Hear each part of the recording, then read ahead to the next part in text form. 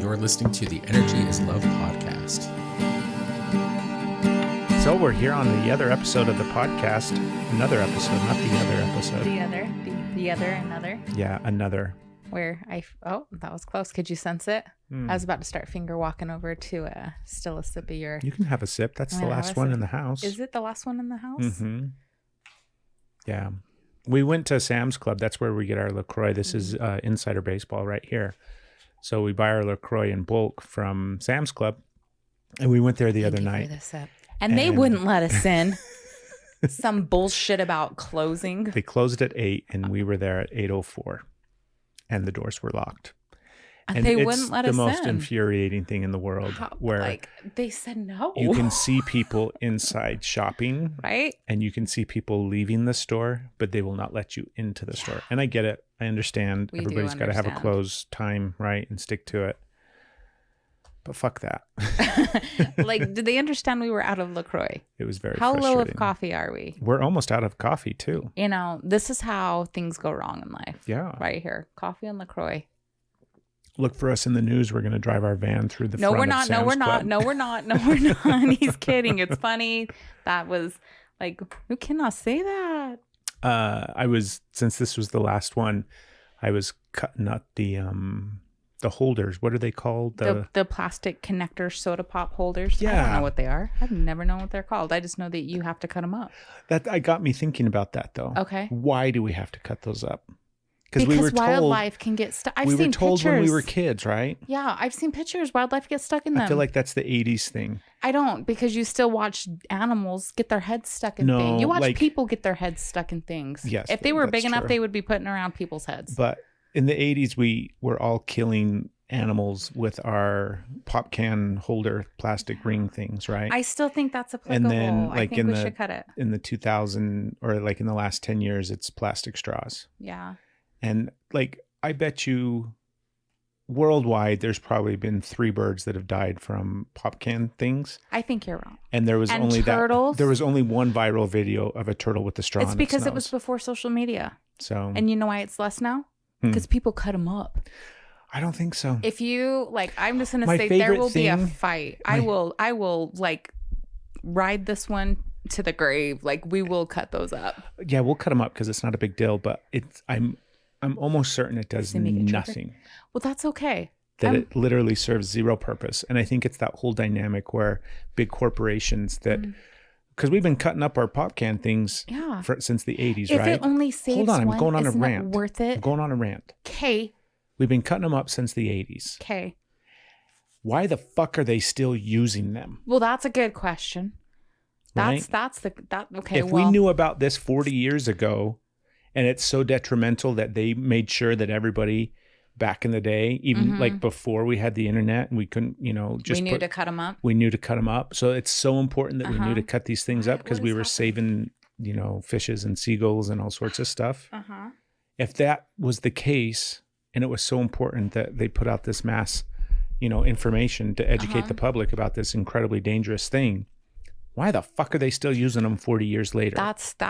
That's a fair point. Right? That is a fair point. It's because they're like, hey, here's this thing we're responsible by telling you to clean up our mess. It's your responsibility. We're still going to sell it to you. We're never responsible for anything really, but you're responsible. We use these things to hold pop cans together because they literally cost less than a cent. It's like Oxycontin, painkillers. It's, we're killing you and that's lying what the whole to you, recycling, but it's your responsibility to use it wisely. That's the whole thing around recycling is somehow it's our fault. Right. That the planet is in demise. It's not that if you were recycling this product that we create, then things would be better. But you're not recycling, so that's the problem. It's not us polluting the planet. It's you guys by your failure to recycle. And then all the polluting. Anyways. Yeah. You killed how many turtles with your plastic straws, people?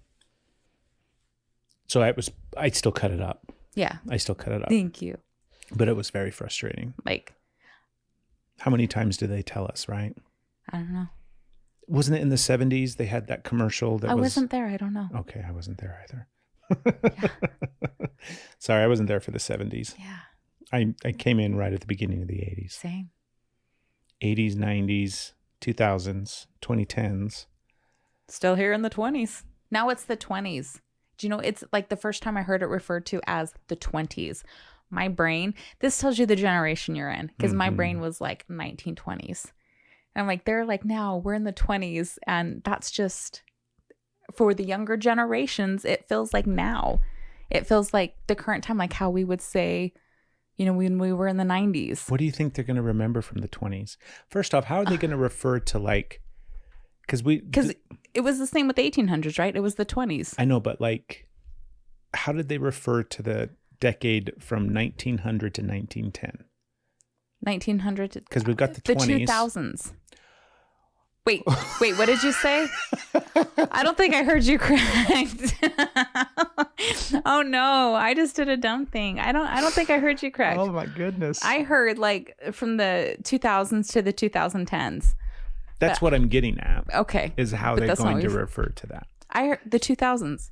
But the 2000s I know, would be the entire span, but that's what.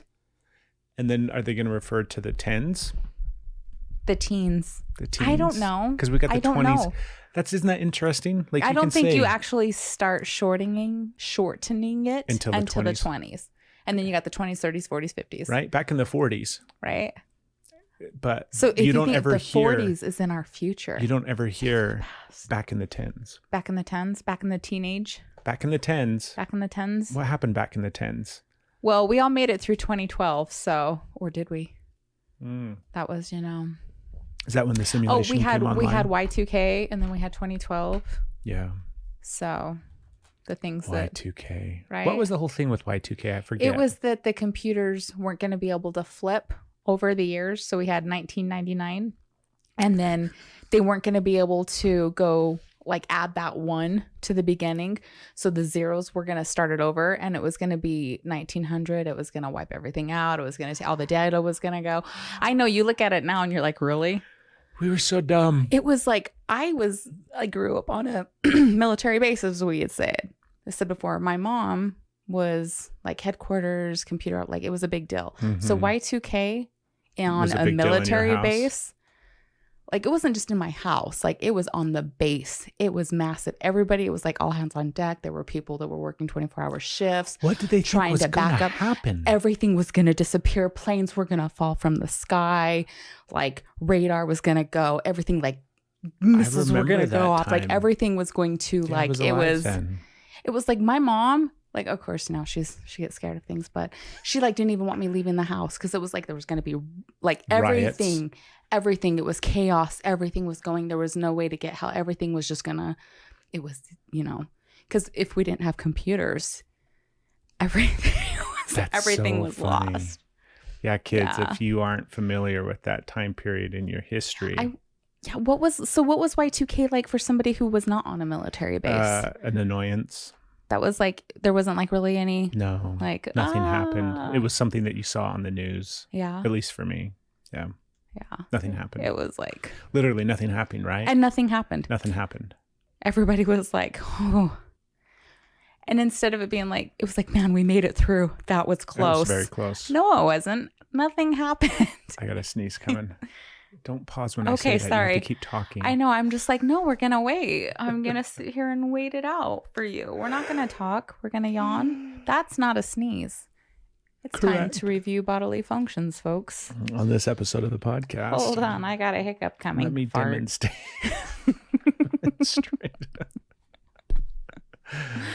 We had this awareness earlier in the week where and by we I mean me, it was the awareness of our coping mechanisms and how they are healthier than they used to be. And just because they aren't some idealistic, super healthy, like for example, I'll just go into it because I thought that this was an interesting thing to talk about. It was interesting. Where it's like some of my old coping mechanisms were alcohol and smoking. We smoked religiously. It was definitely our religion. It was definitely. And both of us smoked for like 20 years. Heavily. Does it seem like it was that long? I say it was 20 mine years. Mine was longer. Yeah, you started in your early teens. Yeah. I didn't start till I was 18 or 19. Yeah. Anyways, we smoked a lot. And we remember smoking fondly. And if you really want us to be your friend, just walk by us and smoke a fresh, brand new cigarette. Yeah, just while you walk by. We don't like the stale smoke, but that fresh lit, we're like, oh yeah. God. So we used to smoke alcohol, gambling, porn, marijuana, food. These are all some of my coping mechanisms that I've used off and on over the years throughout my life. And drama, chaos, adrenaline. All of these things, right? Adrenaline. I was definitely... I don't think I had adrenaline. Yeah, you did. Did I? Oh, yeah, okay. You did. Okay, well, look at that. Okay. Do I still? Okay. So that's something I need to look at. Okay. Ooh. Yeah. Note to self. Yeah. Time to dive into that one. Yeah, it just manifests a little bit different. Note to Yeah, you and I have the self. exact same coping mechanisms. Well, I knew that, but I was like, I didn't really connect with adrenaline. And you're like, okay, that's something that's like right in front of my face that I'm like, that's not really a me problem. Right. That's a them problem. Exactly. That would be like, I don't actually have a coping mechanism with food. Okay, well, I recognize my food one. I know. I recognize all the things, but adrenaline, I was like, I don't think that really So applies. it's a safe bet, Steph, that you and I have the exact same coping I think mechanisms. so. Well, that's why our shadows are so like... Yeah, one and the same. Mm-hmm. Our shadows are just in love. I'm in a star around adrenaline, so I know to really look at that. Yes. Also, it's making me nauseous, so maybe because I just got a wave of nausea. Yeah. So we'll look at that. Okay. Okay. Those are my old coping mechanisms. And my new coping mechanisms are kind of lesser degrees of all of that stuff. Some of them have stopped completely. A lot of them have. Most of them have stopped completely and have been like... Ooh. Anyways, I'm going to get an adrenaline dump over there, aren't you? The vapors. It is... It's fucking hot. The recognition that we had was just because you aren't using the healthiest of healthy coping mechanisms, it's still a far better coping mechanism than it used to be. So like in an ideal world, I would go for a walk when I'm upset and angry. Doesn't happen all the time, right? Sometimes I do. Or, you know, rather than binging on food or eating a bucket of ice cream, I would do something else, right? I would meditate, or I would be able to journal, or I would have something else that would happen rather than using this quote unquote unhealthy coping mechanism. But we had this awareness in this moment where it's like, just because we're not using those healthiest of healthy coping mechanisms that we have made up in our head as the best coping mechanisms. And once we can eventually get to that point. And they can also, those coping mechanisms can also be used in an unhealthy way. Yes. You can also push that too far. But like that mentality or that thought process that we have, that this like coping mechanism that is the healthiest coping mechanism, and that's when we'll quote unquote be healthy and be doing things in a more beneficial way. Like it's just silly. Yeah, and that goes into like the perfection is the only option. Yeah. It's like you have to be perfect. You have to be, everything is a healthy coping mechanism. It doesn't count if you still have something that you're like working through. Yes. Which is bullshit. It is bullshit. Like if you still choose this, doesn't matter how many things you've improved on. If you're still doing this, you're like, yeah, but did you fix that? Are you perfect yet? If you're not perfect, then none of this matters. So it's the slow progression of just like allowing your coping mechanisms to slowly get healthier. Yeah. Right. And then eventually they aren't, I think, and I guess for me at this current juncture in time, it's not, eventually I won't have coping mechanisms. It's eventually I'll just be living my life. Yeah. With the ability to regulate my system without the need for, I don't want to say coping mechanisms, because I think that healthy relationships with, well, like the example that I used just a minute ago of like, I should go for a walk when I'm angry, using the physical activity, exercise as a way to process and relieve stress. I'm freaking like, I don't know what's happening. I'm just like really hot.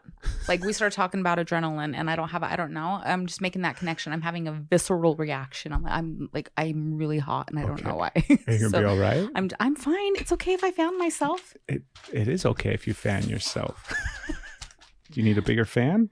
I need you to just keep talking and not draw attention to the fact that I'm it's kind of hard overwhelmed when it's suddenly Jesus Christ. I love you. So we have good, healthy coping mechanisms now. Is this a hot flash? No. Am I having an active, like a first hot flash? Is that what's happening? You're not having an active first hot flash. This is I'm not prepared for that. You're having a somatic response to... I got sweaty palms. The awareness of the fact that you're an adrenaline junkie. I think that's what's happening. Okay, that's funny. Yeah. There's definitely worse things. So I don't know what it is about that triggers me. Should we explore it? After you're done talking about like, it's okay if you don't go for a walk and it's okay if you do. Yeah. It's okay if you choose ice cream. And it's okay if you don't. Yeah. The idea is that like, just because a coping mechanism might not be the healthiest thing for you, it's definitely better than some of your other ones. Right. Yeah. And it's a progression, and it's something that you should be proud of. And it's something that you should be like, hey, it's not, well, at least I'm not getting drunk. Yeah, that's a huge accomplishment, and that's a good thing. Right.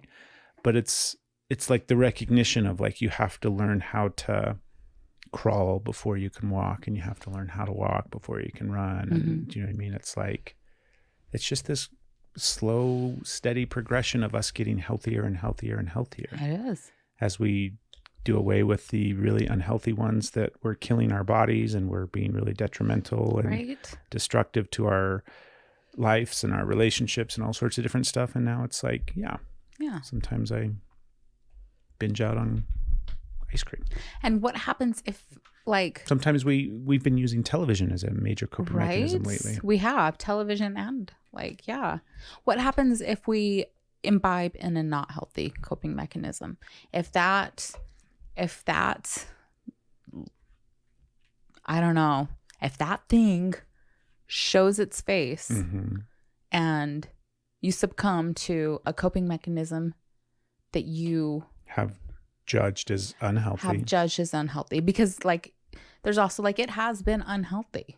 So what happens if you use momentarily, if like that pops up? What happens for you? Well, that's what I'm asking. Like, what happens if that coping mechanism comes up? It's not, you're not diving back in, because you can like do it once and then succumb. But like, if you hiccup and you decide to not judge yourself and you decide to not say, well, all is lost. And since I had this cigarette, I might as well start smoking. Since I had this drink, I might as well start drinking. Since I watched this porn, I might as well just like take the next month off, just binge watching all the porn. I've got some shit to catch up on. Like, what happens if you... Some shit to catch up on. What happens... There's been a few releases. Right?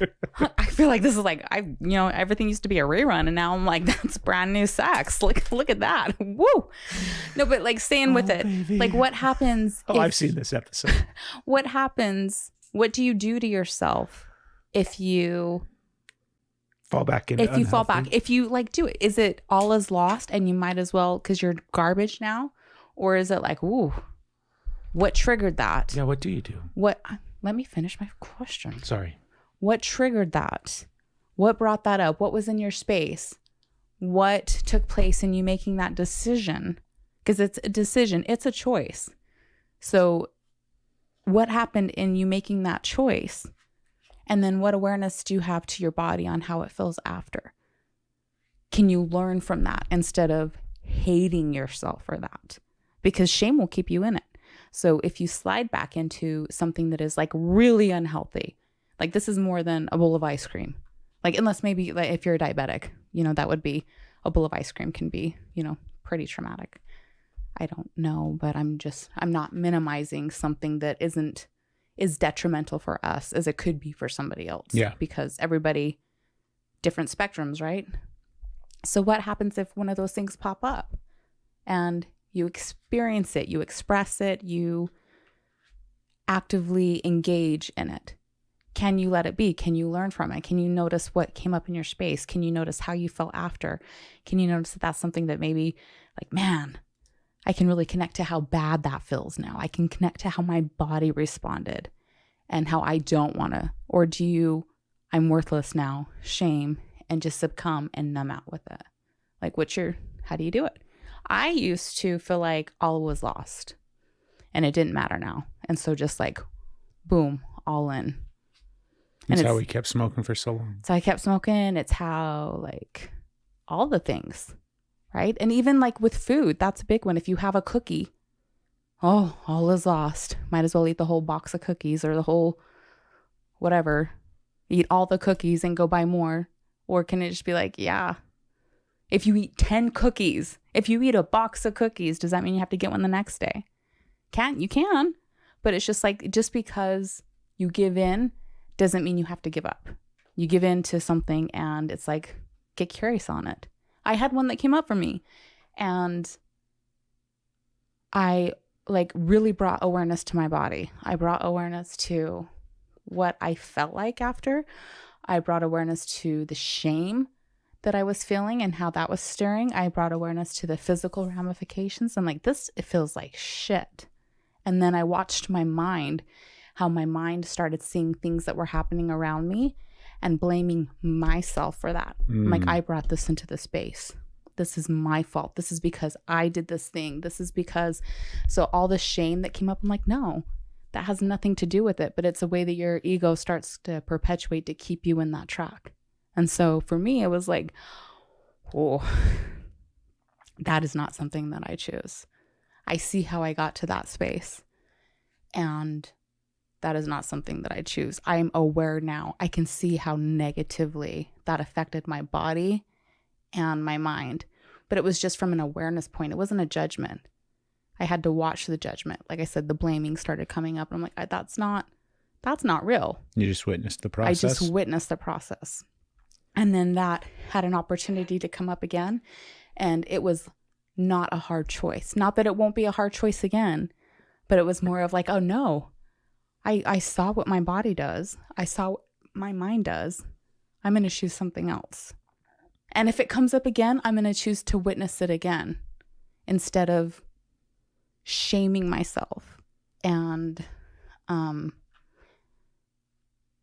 just keeping myself in that cycle, letting it take me down to feeling worthless when no, that's not the case. Do you want to share what the coping mechanism was? You don't have to. I've got two that came up for me.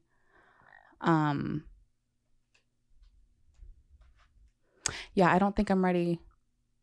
Okay, I'll share one. Well, trigger warning, I guess, right? We're going to get into that. A purge.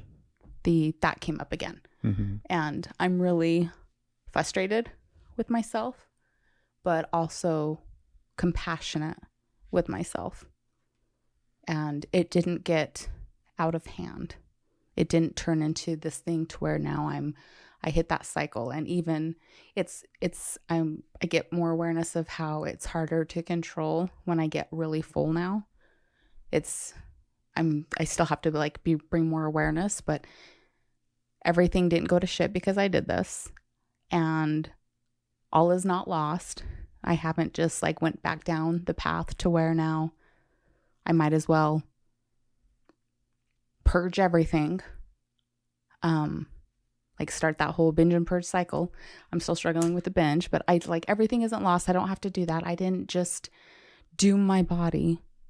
I didn't do all these horrible things, and I haven't taken away from me. I didn't bring negative emotions to those around me because of it. Bad things didn't happen because of these choices that I made. All of it is I felt I saw where I got really overwhelmed. I saw where the shift happened in my head. I saw where I went with it.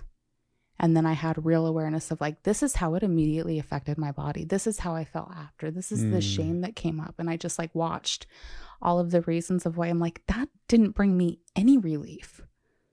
I didn't feel better at all. I watched how that coping mechanism put me in a lower space, and it brought me down instead of being oh, this feels better. I have relief. I didn't have relief. Yeah. But because I was able to look at that with awareness instead of complete shame, complete judgment, even though it tried, then I didn't feel better. Because when you look at it with complete shame, complete judgment, and loathe yourself, then when you're in it, it is making you feel better because it's taking you out of that complete shame, that complete loathment. And how you stay in that cycle is in shame, in judgment, and hating yourself, making it wrong. And then it spirals out to those around you and thinking things are connected to your actions, thinking things are connected to your choices, things are going wrong because of that, or feeling like you're entitled to, like, you need this, you deserve this. It just like spirals out, as opposed to being an honest look at it and just kind of like an impartial look of, oh, I see how that happened. And I see how that really made me feel. Yeah. And that helps, like, when it comes up, like, I saw that for what it was. I don't want to feel that. Even though I feel the need, I feel the urge, and I can still feel that pull because that was a coping mechanism for decades. And all the reasons my ego start telling me why I should, like, no, that felt really, really bad. And again, it wasn't judgment or shame. It was just, no, thank you. Okay, no, thank you. So that's so huge, babe. We'll see. That's what's happening right now. No, we'll see. We saw. That's huge. I know, but now I'm embarrassed. I was really vulnerable, so I'm like, all right, it's time to go. Checking out of that space. That's really, really big. Make a joke. I'm proud of you. That's how coping mechanisms change. You, right? Where we start to have awareness of the coping mechanism, and then like even more into it, the feeling and the processing and what our ego's telling us and the thoughts, and being able to sit with all of that, and then also just be okay with it. Right. Like, okay, this happened. Yeah. Like you said, this is a lifelong thing, and it's, comes from this other place, and I'm really proud of you, babe. And there's a difference between being compassionate with yourself and aware without being self-justifying, and those spins that you put, like, oh, I get this. You'll put those spins so you can keep perpetuating, or even blaming. I did this because somebody else made me feel this way, or like all the things that can come up, and just be like, oh wow, that's okay. I can look at myself while taking accountability, without placing judgment. That's so huge. I'm working on things. You're killing it. Thank you. You're doing so good. Does that relate to you at all? Can you relate to that at all? No. Okay. It's okay. Like that immediately, I feel myself embarrassed, and I'm like, no, it's okay. It's just a process. I'm aware of, like, oh, that's okay. Baby. That's okay. I'm joking. Okay. Still, I was giving myself, like, it's okay. I have eaten ice cream for like the past 2 months. Yeah. I've had bowls with you. I know, but like I've matched you. It's very different. Yeah. The feeling, it's very different. So I've been very cognitive of it, and going through kind of very similar processes of like witnessing it, recognizing it, knowing why it's there, totally aware of my emotional dysregulation and the soothing that comes and the satisfaction that comes. And then immediately afterwards, the guilt, the shame, so much has been happening for me in that space. And it's hard as fuck, and I hate it. And it's really, really difficult. And there's days and weeks even where I'm like not doing well with it, and in the thick of the unhealthy aspect of the coping mechanism, where I'm not like enlightened and understanding. I'm like, I am swimming in this shit right now. And that's okay. And I come out of it. Yeah. And that's okay. But it's hard. Yeah. But I think that's that to me, I'm trying to think back to like when we quit smoking, because there was something about, we're going to go on this rabbit hole tangent as Craig tries to figure this out, because I'm thinking about the chemical, because we talked earlier about adrenaline. We need to get back to that, because that definitely sparked something in you. But we become like we become addicted to the chemical releases that take place in our body, and they happen because of emotional stimulus, right? Like external things happen. We have an emotion, we have a trigger, we have something that happens, enter in chemical dump, and then our body becomes addicted to those things. And then to fill in some of the gaps as we progress in life, we use the chemical outside sources, right? So we use smoking, we use alcohol, we use some other like physical, actual chemicals. And food is food is like, because ice cream is the sugar, right?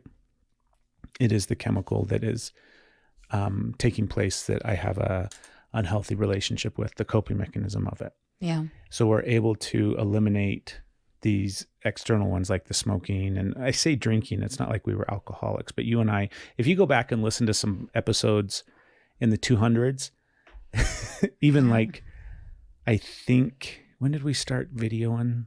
It was, I don't remember, 190, episode 190 or something. Anyways, there's a bunch of episodes where we would just hang out in the backyard and smoke and drink to our heart's content.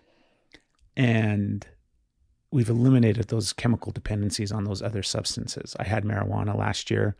Marijuana was a huge one for me, right?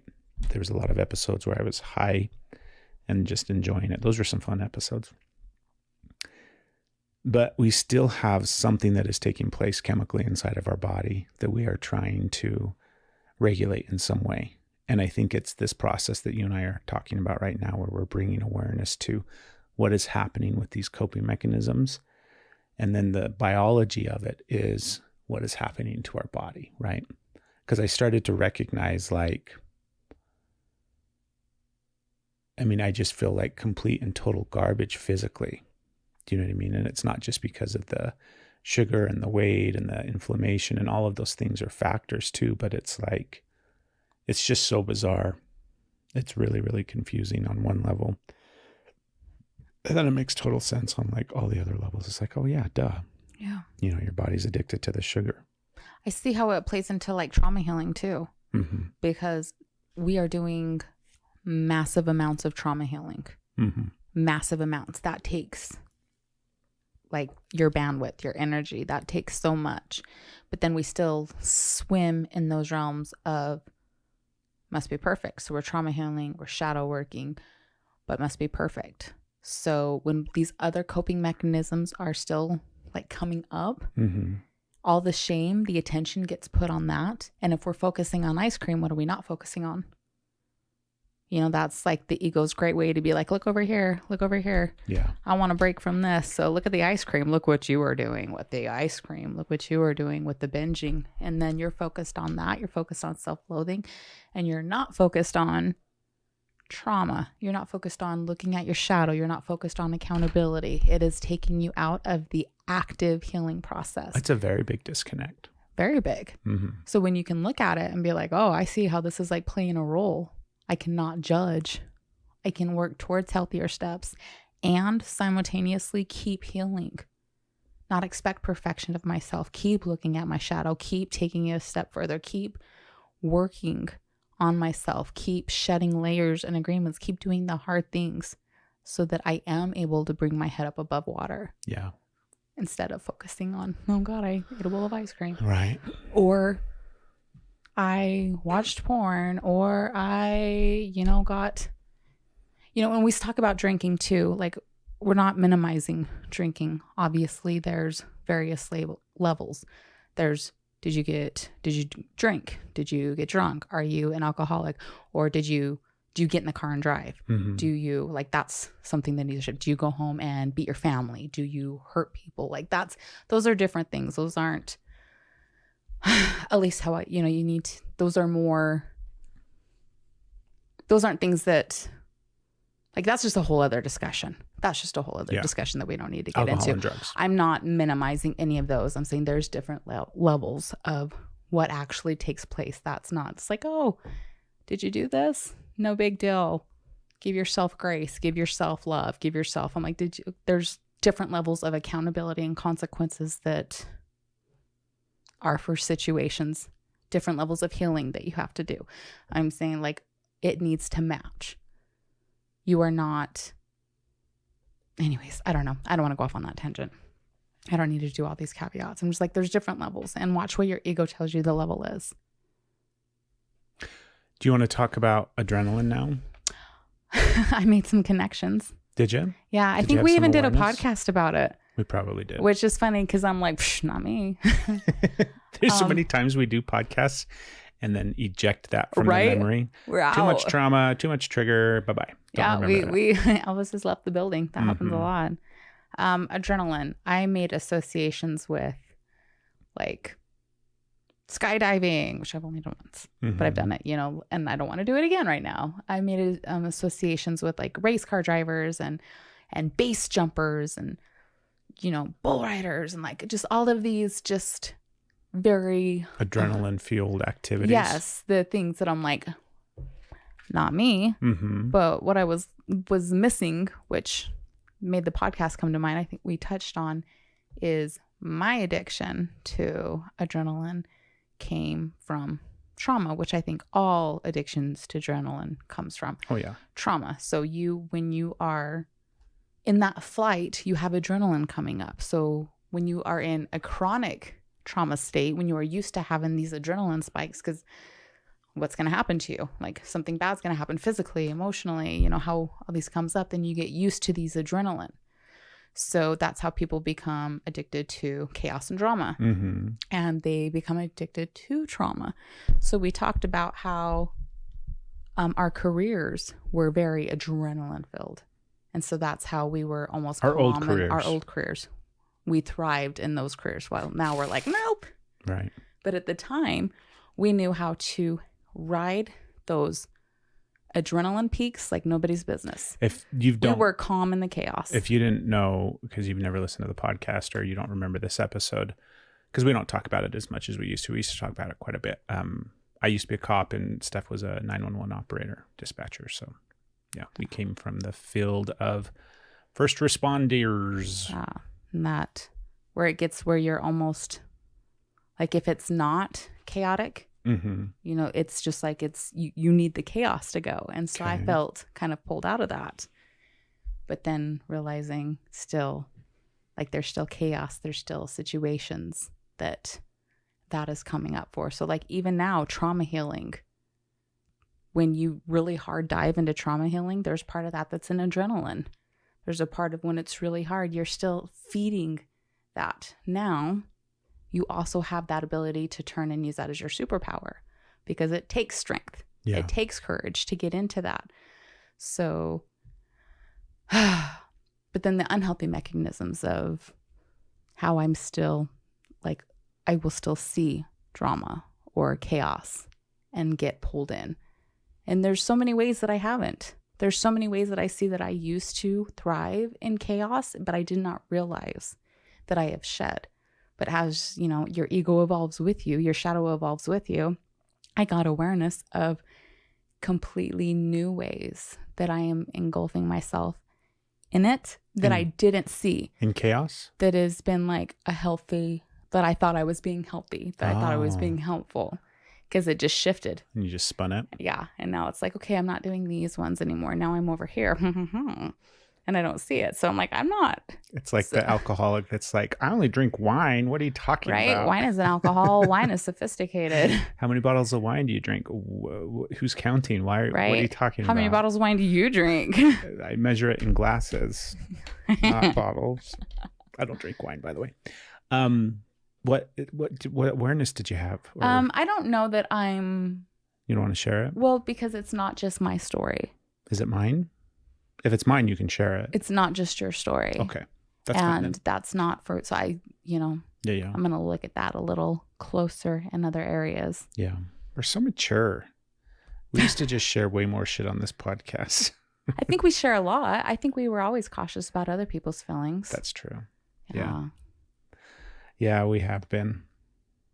So, what about you? Yeah, adrenaline is one that is very... self-abuse. It is...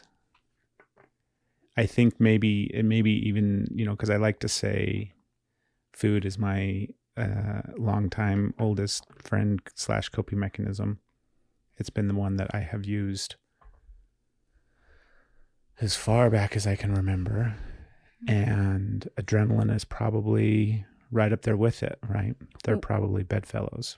Yeah, I thought food was my longest, but I'm realizing that adrenaline was. Because I remember food, binging, purging young. But I made the connection like pain is adrenaline. Because whether it's pain being caused to you or pain that you learn to cause to yourself. So self-abuse, self-inflicted pain, pain in a sense is adrenaline, is bringing that up in a way that is weird because self-abuse a lot of times calms you.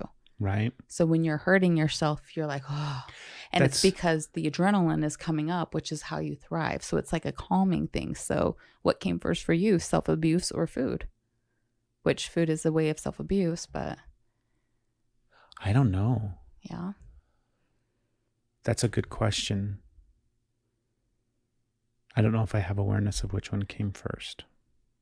And truthfully, it doesn't matter to me. It's not to say it, maybe one day it'll have significance to identify which one came first.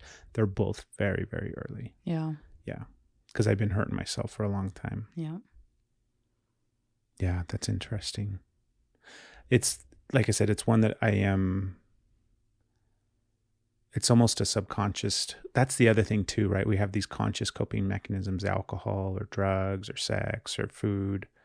And then there are these, I think these subconscious ones are these chemical ones, these things that our body that our like physical body is doing without control, right? There's nobody regulating. It's just it's a computer program that runs in the background. It's a system that operates regardless of whatever. And then like the ego subconscious emotional aspect of why. Because I think adrenaline for me has been, that's why like things that are slow are so hard for me, right? Yeah. That's why yoga is so hard for me. That's why it's like, it's a big one. Mm-hmm. It's a big one because it makes me feel like I'm doing something. Do you know what I mean? Mm-hmm. It makes me like I feel uncomfortable. Excuse me. I had awareness recently too, where it's like if I'm bored, sometimes I will eat when I'm bored. Sometimes I will, something will need to happen in order to bring me out of the state of quote unquote boredom or feeling bored. So I will use something to bring me out of that state. And then I looked at like, what is bored? Bored to me is alone. Okay. Bored is lonely. Bored is suddenly I'm alone and I'm afraid and I'm by myself and I'm lonely. So it's like the precursor to all of those other things that are happening subconsciously. So then it's like, how do I not get bored? And adrenaline will be a way. It's interesting. But I'll use it vicariously too, right? I was thinking about how I'll watch fights. Yeah. Like I will sit there and watch UFC and numb out to it. And obviously it's fucking violence, right? It's not like, it. And it's funny too, because I can feel my body sometimes in the midst of watching it, where I'm totally like vegged out just watching people beat the shit out of each other. And my body is really tense and tight. And I'm having like all of this, like I'm holding my breath and all of these things are taking place to my physical body. And I'm sure there's adrenaline pumping through me. Right. So, but it's calming, like you said. It's calming. Yeah, it's calming. You said something that was really interesting. Boredom equals alone. Mm-hmm. So how does that, like, that's really interesting for me. Okay. Because like I'm thinking about, now this is completely about you. So I don't know. I don't mean it in a projecting way. I mean it as in you have the option to opt the fuck out. Okay. Like this is just like, oh, this like helped me understand you in a sense. But also this might not be something that you want expressed. Right. Right. See, I don't even, where are you looking? If you're only listening, suddenly Craig is like, it's interesting. We need to fix the backdrop. This can be something that we talk about after the podcast. That clip too. Up there is backwards. Somehow I managed to reverse that clip, so I need to fix that. Oh my God, you distracted me. I'm like, whoa, right? They are backwards. Thank you for listening, everybody. Go ahead. Let's nudge our way into it a little bit. You've already talked about addictions that you have. You've expressed them. You've already said them on this episode. You talked about porn. You talked about sex. You talked about, just like briefly. So how that goes into like being alone, being bored of why, like, but that's not like, I'm just like seeing, even though that's unhealthy companion, that's I don't know. Maybe I don't know how to, I'm just like hitting this. It also like triggers responsibility in me. So I'm like, oh, I need to make sure you're not bored. It's my responsibility to make sure you're not bored, because if you're bored, then you're doing this and it's not. And so as long as I'm doing my part, as long as I'm like, that's not my fucking that's not me. That's not my responsibility to make sure you are not bored. So like that's old. That's other people's programmings. That's not. But just to see that like boredom equals alone. So and you want now I'm scared. Companionship. It doesn't matter what it looks like, as long as something else is there, then you're okay. Even if it's tumultuous. Are you asking me a question? I don't know. I just had that like, I don't think I made that connection before. You never had that correlation before? I made the correlation with like self-abuse and harm and like destructive and like sabotaging. But I didn't see the aloneness of it, even though there's like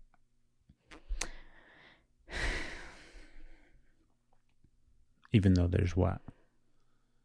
Just other levels, just right? Recognition from things that we've gone through in our life. And like and responsibility that was put, you know.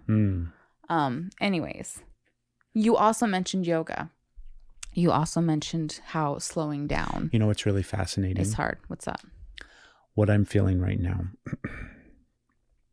This is actually really, really fascinating, because this is like masochistic for myself right now. Okay.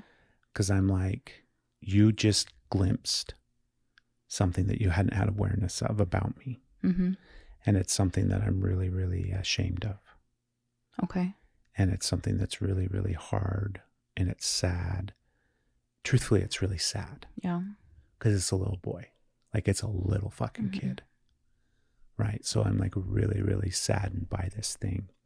And I think you caught a glimpse of it. And then all the other shit that has taken place over the course of both of our lives, and then also our life together and things like that, start to come up, and it just creates a bunch of difficulty to try to kind of process this thing and feel this thing. And there's a part of me that's like, because you started off with, this is your stuff. And it very much is like, this is very much my shadow of our, like this shadow is mine for us, right? And then I saw you kind of go through the process of realizing it, recognizing it, trying to talk about it, and then also how it started to stir up and activate stuff inside of you. So then you're not trying, but then like the next step of the process was, I'll just go ahead and divert and go into something else, and we'll redirect and move away from this topic. And I realized while all of that was happening, Steph, I realized I had this thing inside of me that was like, oh, let's go ahead. Like I was like,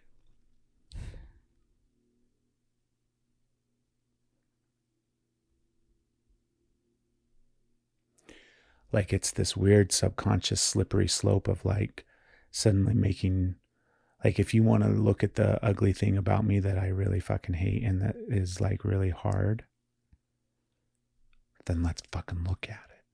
Do you know what I mean? Like, it becomes this really masochistic thing of like wanting to hurt myself by staying in it and like not letting you get out of it. And I'm like, hold on, don't go in, like, let's go into this more and let's talk, like let's really talk about this. But I recognized too that I was very disassociated. I was like going to try to talk about this thing, because what we're talking about, and so many times we talk in code on this fucking podcast, because there's just so much painful trauma in our past that is hard to articulate. And you and I both know it. Like, you and I are both aware of each other's stuff. So we don't have to verbalize things sometimes because we know what we're talking about. The person out there doesn't fucking know what we're talking about because they're not us. They're not in our life. But it's like boredom equals lonely for me. And I realized that at some point in the not too distant past, like recently. I'm like, oh, I don't like to be bored. And then I hurry up and distract myself when I'm bored. And I'm like, it's okay to be bored. right? It's okay to just sit and not do anything. You don't have to distract yourself with your phone, or I don't have to be sitting there watching YouTube, or I'll distract copious amounts of boredom with television. And like, you can just sit and be bored. It's okay, Craig. That's an okay thing to do. You can be bored. And then I'm like, what is happening when I'm bored? When I feel quote unquote bored, it sparks all of this loneliness. Like, I just feel alone, like super fucking alone. Like, I remember having to like play by myself as a kid, like not having anybody to hang out with, not having anybody there. Like, I mean, you and I both were like latchkey kids in a sense, and I had older siblings, but I spent a lot of time by myself, and that's lonely. And I don't like feeling that way. And from a very early age, one of the ways that I would cope with that loneliness and that boredom was with pornography. And that sucks. Like, that sucks that was a thing that a child was like, that sucks that was even an option as a unhealthy coping mechanism for a child to revert and go to. That just sucks. And it ties into everything that we're talking about on this episode, as far as like coping mechanisms and adrenaline and all sorts of different stuff. But in kind of certain ways and certain dynamics, that's what a lot of my, not just with like porn and sex and everything, but a lot of my coping mechanisms come from that place of being alone and being afraid and not having love and support and not having anybody there. That's where a lot of self-harm comes from. That's where a lot of my stuff comes from. And it's just riddled with shame. And I'm still in the work of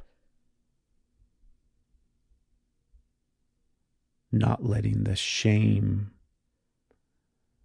because I think of it this way, where the shame is the ego, right? Because like if shame has a voice and it starts speaking, like if I was going to articulate shame in the sense of like, hey, give your shame a voice. What does your shame say? It's all of this disgusting, horrible stuff, right? Shame says you're worthless. Shame says you're ugly. Shame says you're dark. You're disgusting. You're a piece of shit. Here you go again. You fucking, like, that's the rabbit hole that shame speaks from. That's fucking ego. Do you know what I mean? That's the articulation. Shame is the articulation of what my ego thinks of me. And none of that is me. Like, none of that is mine. And I'm doing the best that I can as this adult version of me to remember that and to lean into that and to practice that. But that's what happens with food, right? Go ahead and eat ice cream for the next 2 months or the last 2 months. And that's what's happening. That's the thing that I'm trying to remember, is it's like, oh, this isn't you.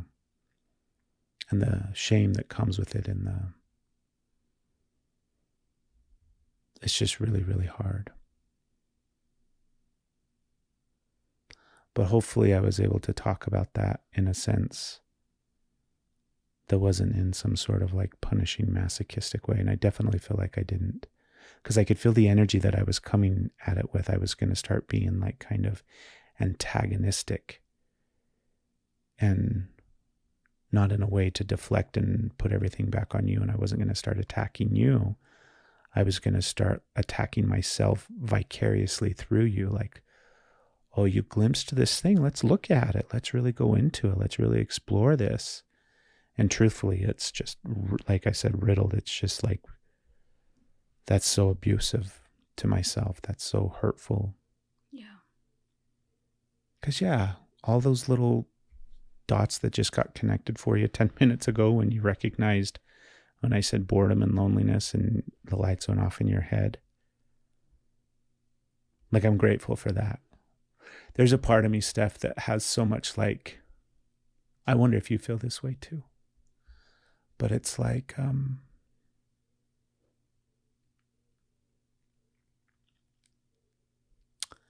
as you and I go through this healing process, and as we go through shadow work together, and as we do all of this stuff, there's moments when it's like you have awareness suddenly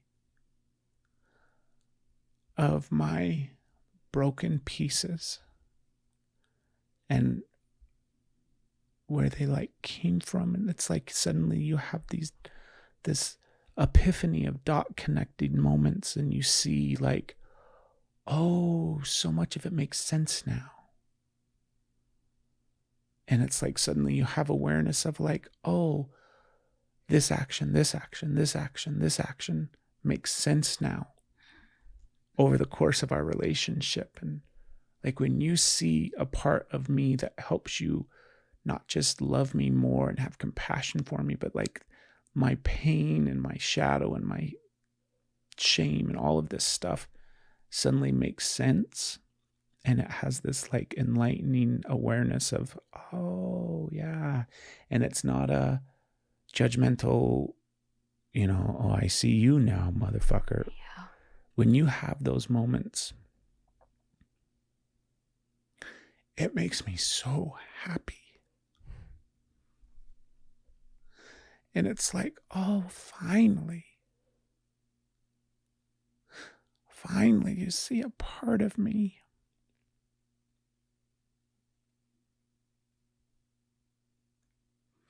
And you love it, and you love me, and like you don't love that part of me in a sense like, oh, I love that you do this, I love your sense of humor. No, but it's like you love me still.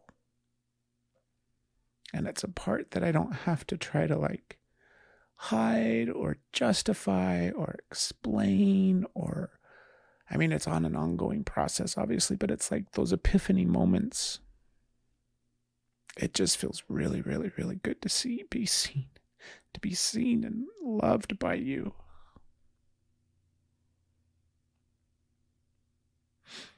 And I hope you can relate to that. I hope I do a good enough job of validating you and seeing you in your shadow, that you have a similar experience of feeling loved in those dark things that you don't like about yourself. Because it feels really good. It makes me feel less alone. And it makes me feel less ashamed. Like less broken. And less shitty. And I was like, oh, okay, everything's okay.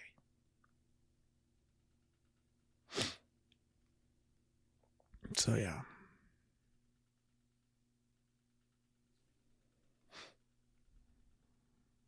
I don't know what else to say, babe. Thank you for expressing yourself. I'm really, really happy that you see that it's that it's love and compassion, and that I can see you like that, and that lights up for me. I didn't think that's what you were seeing, because your next step was you were ready to start self-abusing yourself. And so I was hoping that I was going to have this brought up a lot. My throat's doing.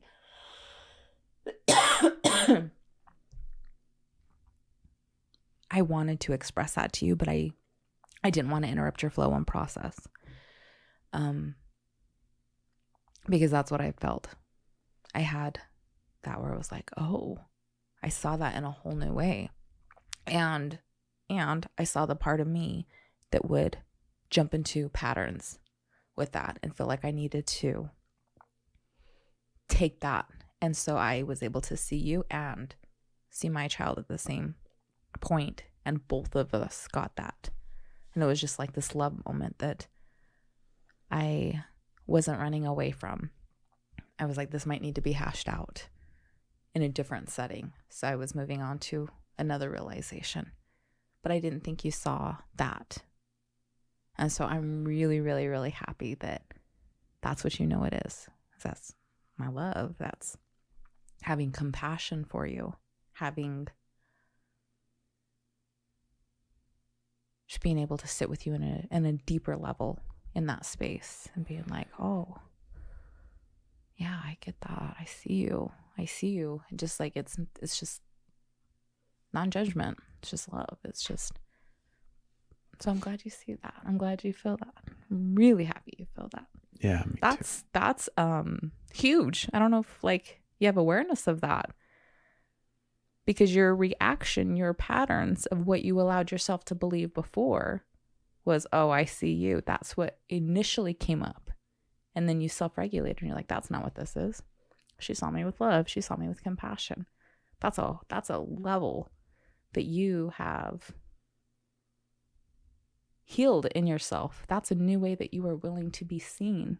You're willing to be seen as being loved, as before you wouldn't allow yourself to be seen that way. You didn't believe that that's how you were being viewed. It was, you believed you were being judged. And so that defense came up, and then you were like, nope, this is, and you caretook yourself through that and like shadow worked in the process and allowed yourself to see love that you were receiving. That was pretty impressive. That was pretty powerful. That was really beautiful to watch. Do you have moments when you feel that type of love? Probably.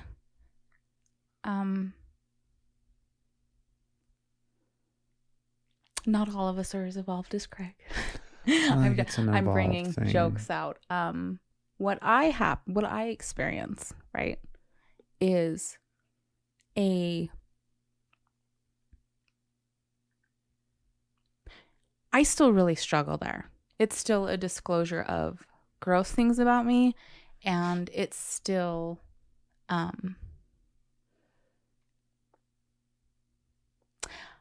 I'm still working through judgment on that. I still feel when you see that, my wounds are weak and pity, right? And violence. So I still see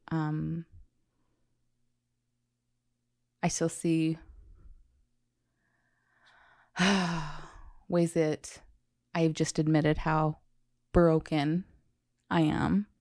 So there's judgment, right? Because you see, like, I'm just not going to be able to measure up because look at how pathetic, and which isn't true. I know that's not true, but that's like what comes up. Vulnerable. So now I showed, and like that I've set myself up to be a victim because that was what happened in the past. And if the hard one, which keeps those ones alive, is if I gave you a moment to see that part of me and caretake me, then I get punished for that because that took energy from you. That took energy, and like, obviously I don't need to go into that one any deeper. We know that that's a thing. So like now I'm like, that's been triggered really hard in me recently. So I'm like more like walls up. Like I'm not there. That's not happening for me. And I get to see it happening for you. And that is okay. And we're different people, different experiences, different energies. So I don't mean to laugh in this moment. It's all right. My experience is a little bit different than that. Right? Yeah. I feel like, and I also like, this brings like to say that is I'm feeling really, I'm trying to work through shame right now. Because you're like, here I am. Like, can you match me? Can you level up? I'm like, no, I can't actually. Like, do I like level up in a lot of ways? Yeah. Right now, this is I'm not there yet in this space. It's still really hard, but I'm practicing vulnerability with you. I keep showing up. There's a lot that I will like keep within, and there's sometimes I can't because it comes up too much. So I'm committed to practicing this space and allowing you to see and not panicking when you see or thinking it's going to come with pain. And when it does come with judgment, trying to not make it the like the final, like, oh, that's it. And a lot of times it is. A lot of times I'm like, lesson learned. So it's really like that's like I can connect that to a child. I can connect that to my moment as a little bitty little girl when that formed. Yeah. So I'm committed to working through that with you, but I have not worked through that. That's still really difficult for me. Yeah. Not impossible. Maybe. Who knows? Maybe this is when I don't heal, but maybe it is. I'm still working on it.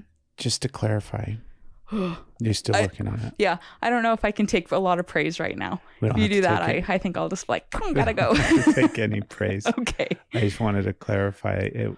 Okay, hot again. Somebody keep turning the heat There's up. a candle on over here, so clearly it's like a bonfire. It's just like radiating heat. I was asking from the space and perspective because I was really hoping not somehow leveling up or meeting me where I'm at, but that you experience that same level of just love, just that feeling. Because it just feels so good. And it's totally okay that that's not where you're at right now. And I'm going to still be here along the way and for the process and for this journey and for this experience. And I'm going to love you through all of it. I love you where you're at now. And I love you wherever you're going to end up along the way. That matters. Yeah. I may not feel that level of love and support in that area, but I get to feel it in other areas. Like this. Loving me in spite of, or not in spite of, that's the wrong word. It's loving me anyway. Yeah, regardless of. Yeah. Like, that's like, what? I think what I get that. I think what I was now as we're a little bit further away from my deep emotional feelings and I'm able to think a little bit. I think what that feeling is for me is like what it feels like is it feels like it's like you're loving my little boy. Like you get to see this little kid, this little 5-year-old, 4-year-old little boy. And that's what it feels like, is that you're loving him. And that feels really good. And I hope one day you get to possibly experience something similar because you have a little girl. So you're back. Okay, let's move on before we did good this episode too. We did. Okay, everybody. Enough feeling today. You definitely have to give yourself breaks, right? Right. We get a break. We get a break. And take a break. Thank you for listening. Thank you for tuning in. Thank you for supporting the podcast all these great many years. If you're a longtime listener of the podcast, then you know the one thing that we ask is that you just share it with somebody. And if you've never heard of our podcast before, please tell somebody else about the podcast. You can always do all those other things that podcasters say to do, like rate and subscribe and leave a review on iTunes. And all those things are beneficial and helpful, and we like those things too. But truthfully, just tell somebody about the podcast, and that's enough. Share it with a friend or a family member or your partner. And we appreciate all the people out there listening.